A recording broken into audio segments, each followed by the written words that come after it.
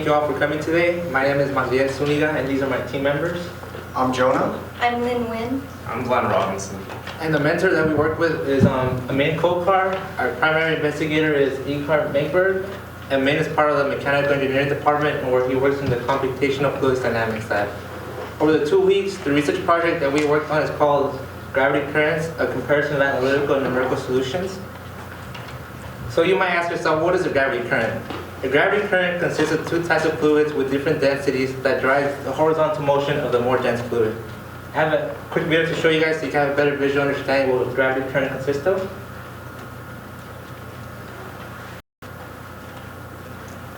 So as you'll see in the video, the gravity current is the green fluid and the ambient fluid is the one in blue. The gravity current is traveling across the motion due to its higher density. The importance of studying gravity currents that we can apply to real-world applications. Turbidity currents can be models of gravity current in which turbidity currents carry fossil fuel sediments, which by understanding this type of current, it can allow oil industries to have better estimate location on where to locate oil reservoirs. But also by studying gravity currents, we could apply it to a haboob. A haboob is a type of dust storm that is carried on an atmospheric gravity current, in which by studying gravity currents, we can determine the elevation and the velocity of the haboob. Another application that we could use gravity current to is on a sea breeze.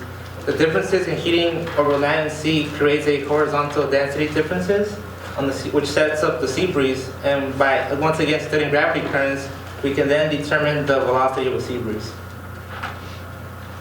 As far as for modeling versus the real world, our main overall goal is to see if the analysis of the gravity current system using laws of physics agree with the numerical simulations, which is just as good an experiment that mimics the real world.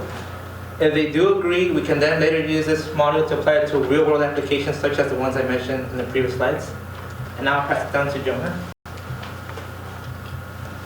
So over the 2 weeks, our mentor gave us his gravity current system to analyze. There's 3 approaches to actually analyzing a gravity current. We can use the experimental method, or we can use pencil and paper and analyze it using the laws of physics. And we can use simulations, which are the numerical solutions, in order to better understand the gravity current system.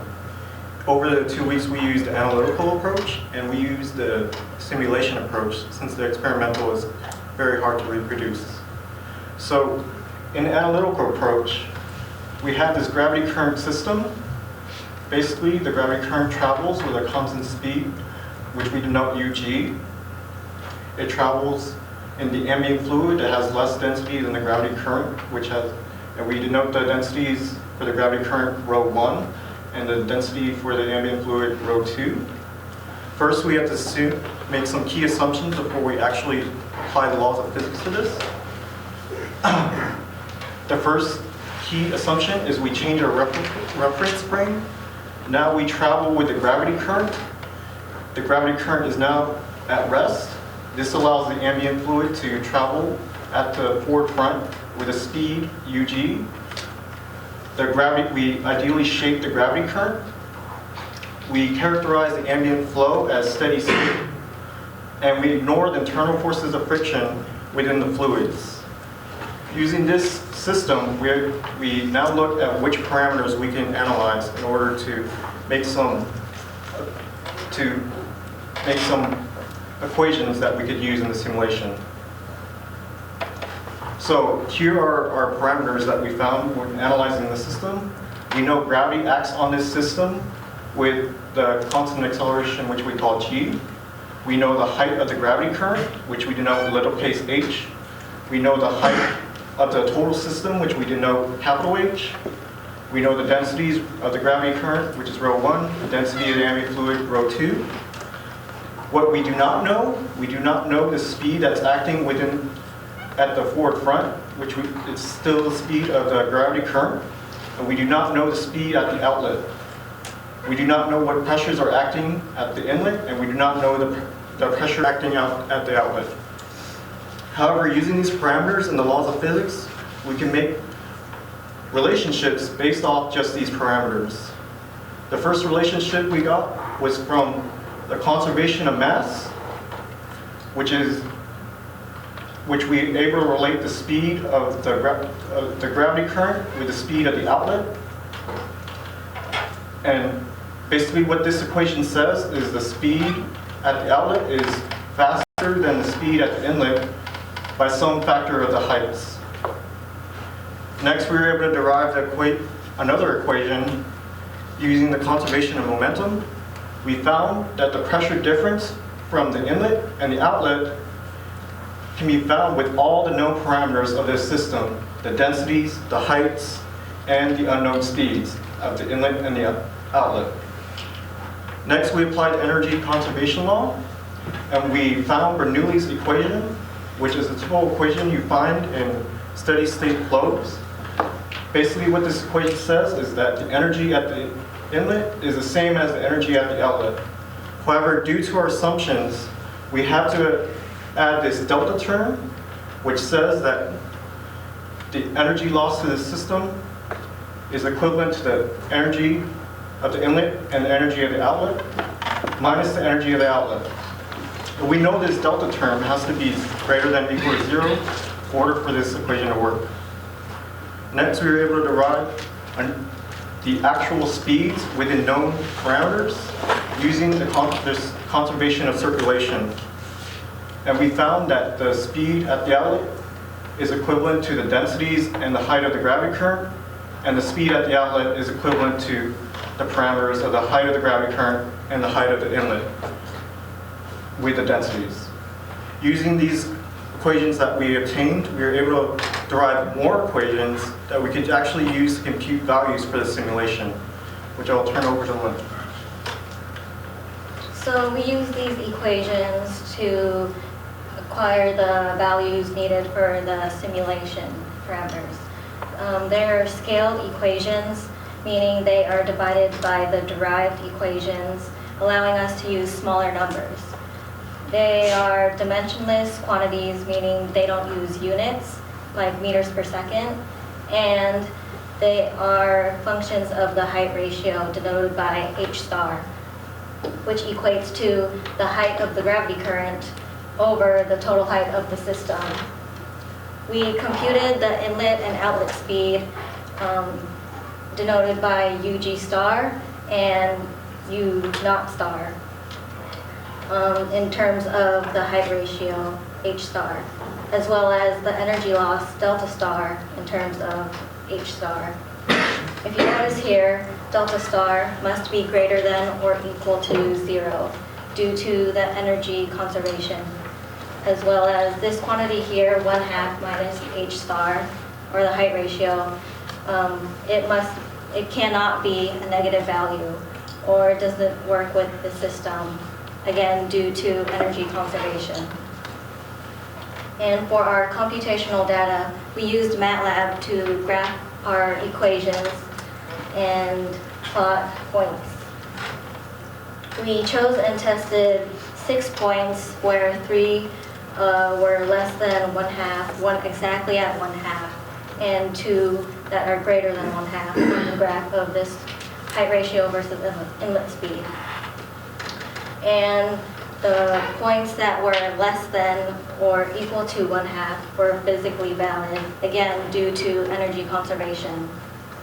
And then we put our data into a turbines 2D simulation to get a visual of our gravity current, which I will pass on to Glenn. Thank you. All right, so before we get to the simulations, let's take a look at a graph of energy loss.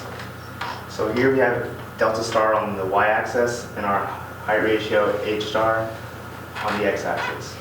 So real quick, we need to consider 2 discrepancies. One that we've been mentioning, that delta star must be greater than 0 due to the law of conservation of energy, and also that our code itself does not account for energy loss. So we're going to choose 3 points. One where it's 1 point where delta star is positive, 1 where it's at 0, and also 1 where it is negative. So now let's take a look at our simulations. So here's a simulation at H star is equal to 50 or 0.50 or 1/2. As you can see, here's the initial position and its initial height, 1/2. And now you can see that the gravity current is moving to the right, very slowly, steady, and it's still keeping its initial height at 1/2 with very little distance, probably a 3 to 4% error. So overall, we can say that this simulation is pretty good. So now let's take a look at our next simulation, which is at H star is equal to 0.3, a positive point for delta star. Initial position, its initial height. Now you can see the difference is this one is moving a lot quicker, and also it's adjusting its height back to 1/2. And the reason why it's doing that is because it's a positive point, and that due to the law of conservation of energy, the simulation does not account for the energy loss. So it's going to adjust itself back to a stable point. Now, lastly, let's look at our negative point. H star is at 0.72.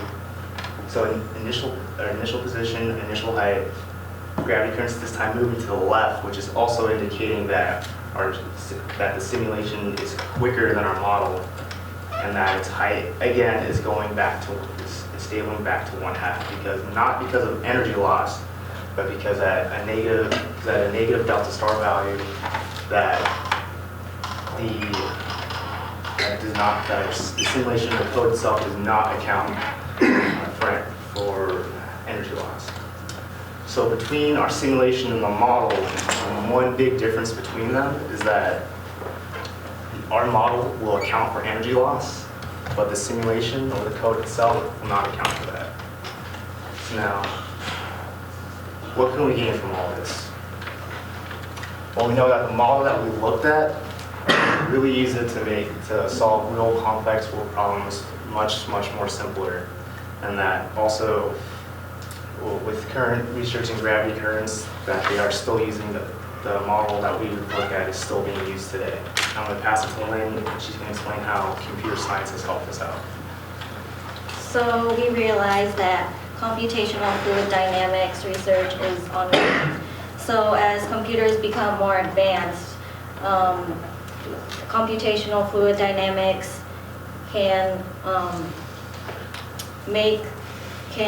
move closely to Mother Nature and match it. And there happens to be many extremely complex fluid dynamics problems where, fluid dynamics problems such as amines, our mentor, stratified ambient fluid dynamics problem.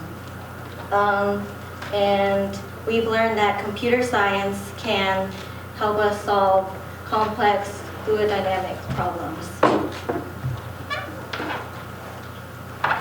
We'd like to thank Dean Morales, Dr. Vince Kuhn, Wendy Gibson for having us here, as well as all the interns. A special thanks to our mentor, our main code part, and the CFD lab, as well as the mechanical engineering department. Any And so questions? far.